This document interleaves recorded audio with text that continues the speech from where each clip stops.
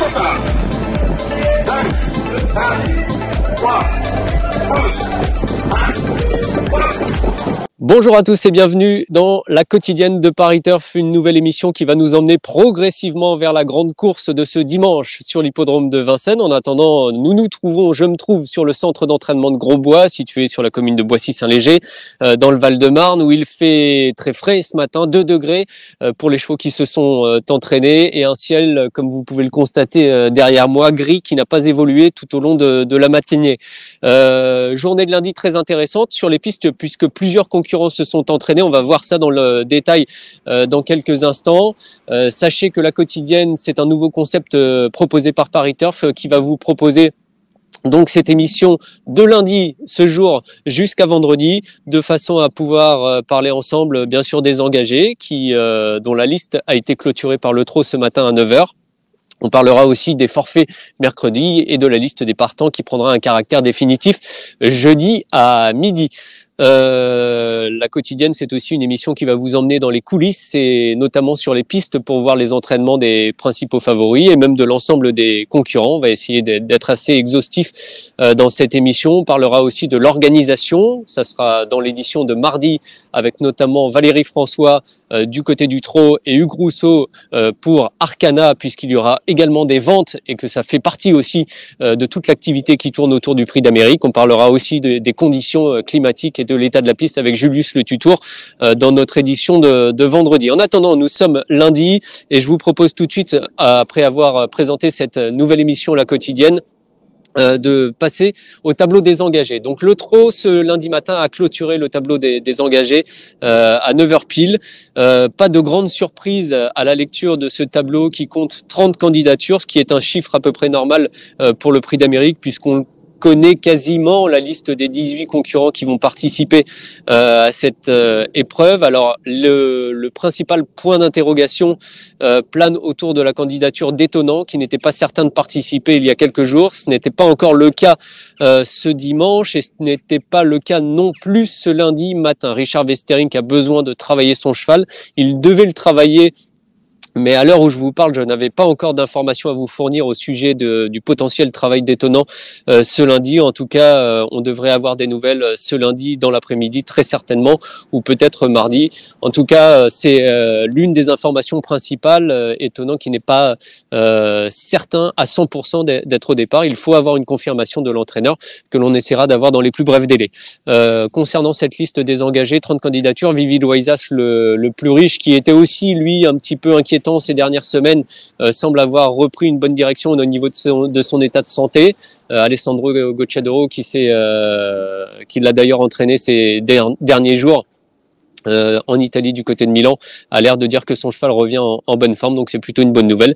Et puis on peut voir que Flamme du Goutier, la gagnante du Cornulier, est inscrite par Thierry Duval d'Estaing, qui présentera également le très bon Idaho Tillard. À noter Keep Pop au fort, Orsi Dream, Mussard du Landré, tous ces bons H avec Hookerberry notamment sont engagés comme on pouvait s'y attendre.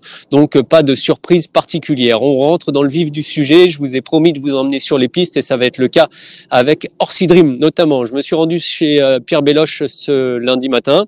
Le cheval est sorti en 2 fois aux alentours de 9h pour un premier hit et ensuite vers 10h. Il avait l'air parfait. Je vous laisse tout de suite écouter son entraîneur qui s'est exprimé, qui nous a parlé de ce travail de ce lundi matin. Et regardez surtout le cheval qui est passé devant nous à une belle allure. Il était vraiment bien. Ouais, le cheval a bien travaillé, il était bien souple, bien gai, très agréable.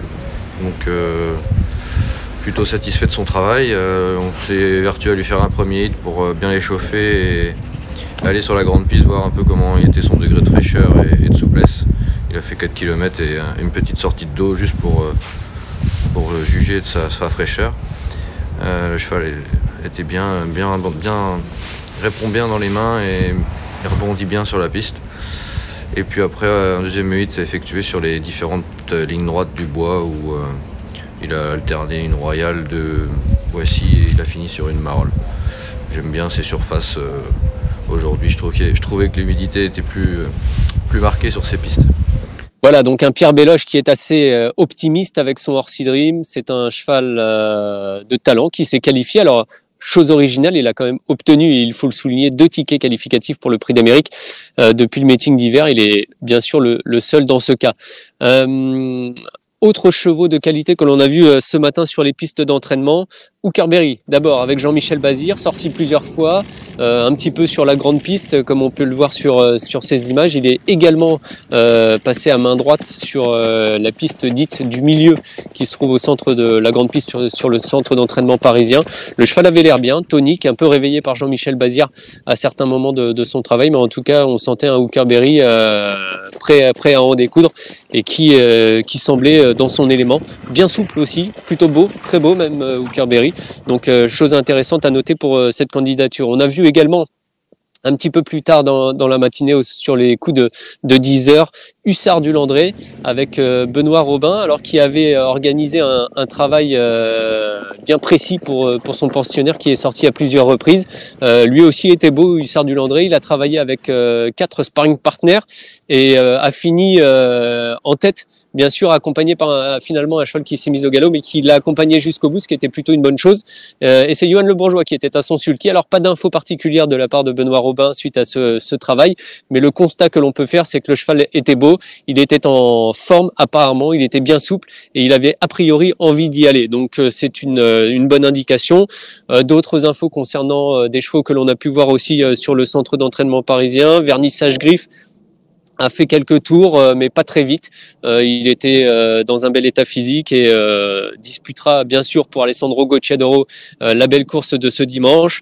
On avait vu également aperçu Hip Hop au fort ce lundi matin, mais Christian Bijon a confié à François Havon, qui sera pour nous sur les pistes ce mardi, que le cheval justement allait retravailler mardi de façon plus intensive et qu'on allait attendre tout simplement 24 heures pour le voir travailler. Donc voilà, pas mal d'infos. Delia Dupomereux avait travaillé en début de week-end, elle retravaillera cette semaine. Bien sûr, les chevaux se préparent gentiment et tout a l'air de bien se présenter pour la plupart d'entre eux. Il est déjà temps presque de mettre un terme à cette première quotidienne. Je vous remercie d'ailleurs de nous avoir suivis. Sachez que chaque jour aura son thème pour cette quotidienne.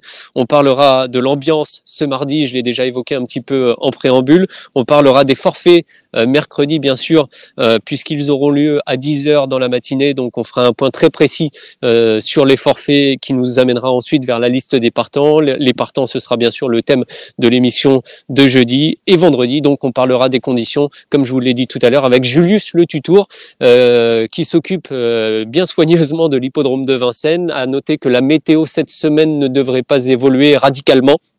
Il devrait faire frais, un léger redout vers la fin de la semaine, mais normalement l'état de la météo devrait rester très correct pour permettre aux trotteurs de s'exprimer dans de très bonnes conditions ce dimanche sur l'hippodrome de Vincennes. Voilà, c'est terminé pour cette première quotidienne. On se retrouve évidemment très vite, toujours sur les pistes d'entraînement, et puis avec différents invités tout au long de cette semaine. À bientôt.